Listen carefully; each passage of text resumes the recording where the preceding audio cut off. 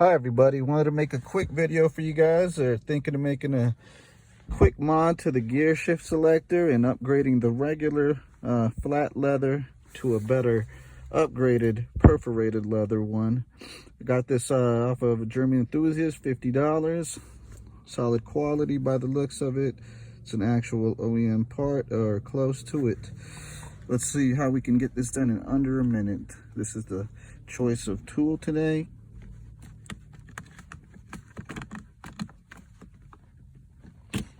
Got that off, set that down.